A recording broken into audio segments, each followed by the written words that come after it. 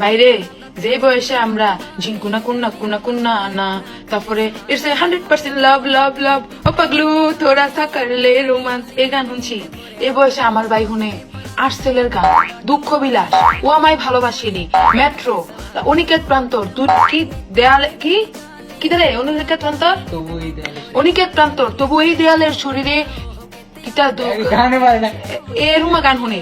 মানে হাতে যেই গান শুনে মনে করেন যে মানে আমি যদি অনার্স উঠতে অর্থ বুঝছি, হাতে গান একটা শুনে চান, গানের লাইন আর চার দেয়ালে কেন একা ডুবে থাকা, এই বর্তমানকে দূরে ঠেলে অতীতের ছবি আঁকা, আর যত কারণে এই দিদার বাড়াভারী, জাগবে না আর জীবনে তোমার হলে সন্ধ্যা আইন জারি, আর কত হাত গুটি ভাই।